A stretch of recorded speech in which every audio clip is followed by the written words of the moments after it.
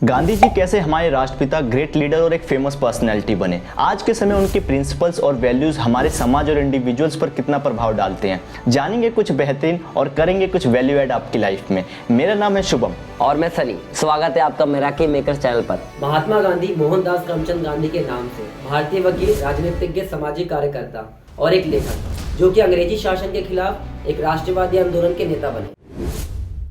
महात्मा गांधी का जन्म 2 अक्टूबर 1869 को पश्चिम भारत में काठियावाड़ी के तट पर पोरबंदर में एक छोटे से सफेद धुले घर में हुआ था। उनके माता पिता करमचंद गांधी और पुतलीबाई थे। वो दिखने में काले थे, फिर भी भारत में पैदा हुए सभी बच्चों से अलग नहीं दिखते थे। फिर भी ये कोई साधारण बच्चे नहीं थे। उन्हें एक महान साम्राज्य से लड़ना था और जीतना था। बिना हथियार लिए अपने देश को आजाद कराना था।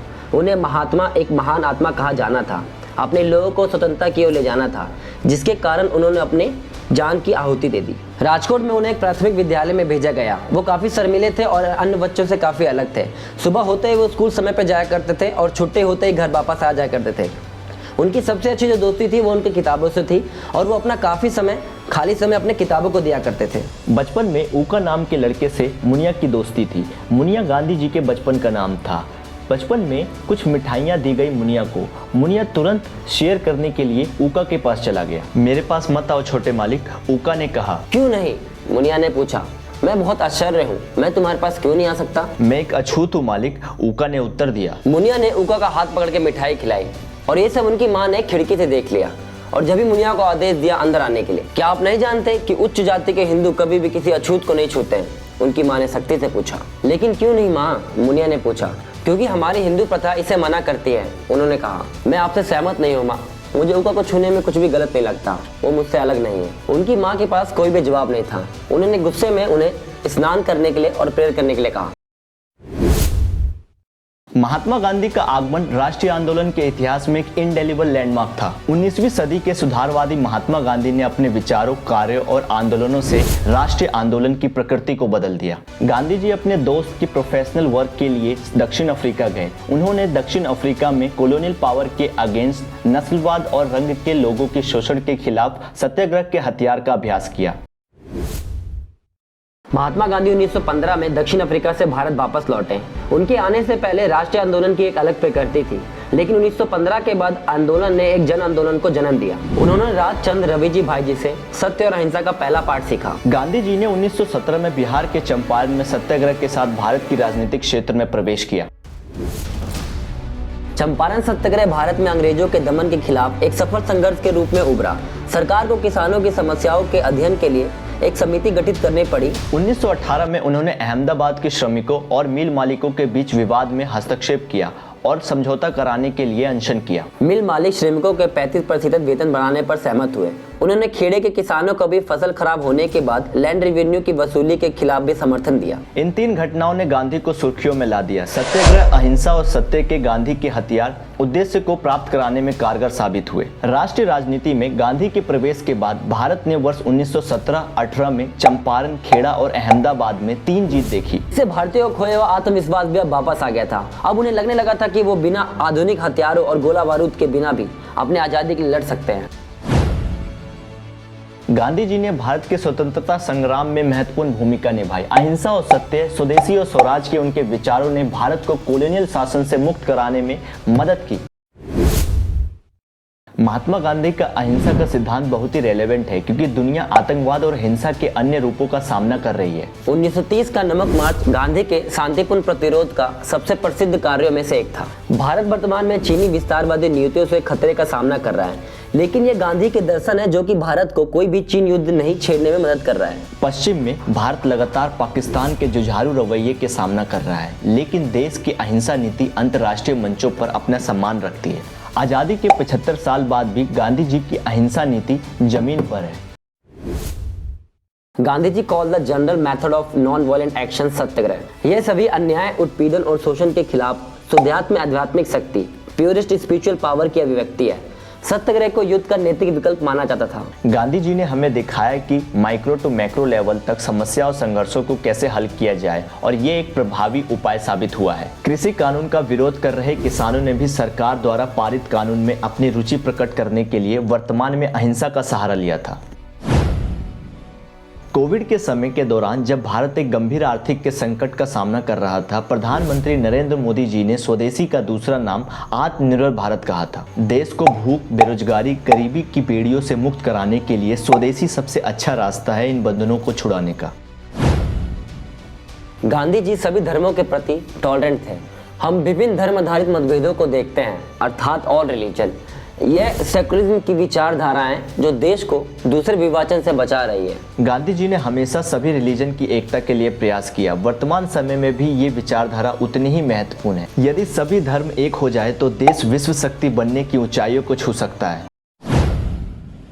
The Gandhiji idea of decentralization was implemented in democracy through the 73rd and 74th Amendment, which empowered local self-government at the grassroots level. इसका एग्जाम्पल है पंचायती राज और म्यूनसिपैलिटी सिस्टम, जो कि लोकल सेल्फ गवर्नमेंट के द्वारा अडॉप्ट किया गया है रूरल और अर्बन एरियाज में। गांधी जी की ये विचारधारा आज भी बहुत रिलेवेंट है और भारत के जमीनी स्तर पर बहुत महत्वपूर्ण भूमिका निभाती है। गांधी जी ने स्वच्छता पर बहुत ध्यान दिया। वे स्वच्छता के कट्टर समर्थक थे। वे कहते थे स्वच्छता ही सेवा है। भारत की सबसे महत्वपूर्ण स्वच्छता पहल हाल ही में लागू हुई स्वच्छ भारत अभियान भारत को स्वच्छ बनाने की बापू के सपनों को पूरा करता है। गांधी जी ने हमेशा जरूरतों को कम करने के लिए बात की है और प्रकृति के अनुकूल विचारों की हमेशा वकालत की है। Gandhi believe that there is enough on earth for human needs but not enough for human greeds. हाल ही में कोयला संकट भी हमें सस्टेनेबल ग्रोथ के गांधीवादी दर्शन के पालन करने के लिए मजबूर करता है।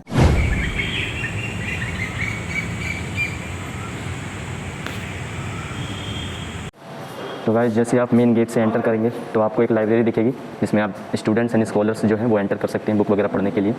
और स्टेयर्स के ऊपर आपका म्यूजियम है, तो हम जाते हैं अभी, फिर आपको दिखाते हैं क्या है म्यूजियम के बारे में।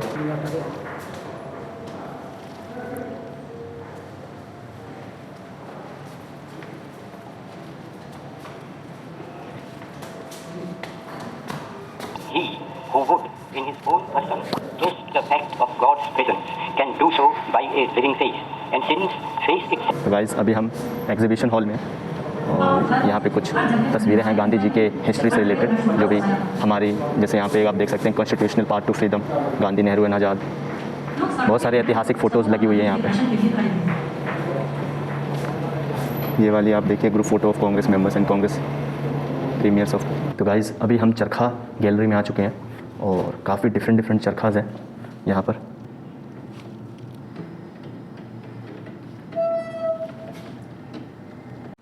सो गाइज़, इन चरखों को स्वतंत्रता संग्राम, राष्ट्र भावना और आर्थिक स्वराज के प्रतीक रूप में गांधी जी ने अपनाया। जैसा कि आप यहाँ पे बहुत सारे अलग अलग चरखे देख सकते हैं कि ये है Muga reeling Ambar spinning wheel use for spinning Muga silk thread. देखिए ज़रा इसका मतलब मैकेनिकल जो चीज़ है इसकी काफ़ी अच्छी है। और देखिए ये है, देखिए Gram Lakshmi loom of semi automatic type.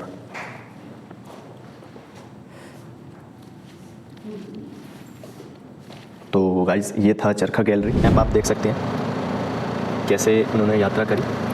ये देखिए, साबरमती आश्रम से वो ऐसे मैप से होते होते दांडी तक पहुँचे। 386 किलोमीटर की यात्रा थी। जब वो साबरमती आश्रम पे थे तब केवल 78 लोग थे और पहुँचते पहुँचते जब वो दांडी तक पहुँचे तब 20,000 लोग उनके साथ आ चुके थे।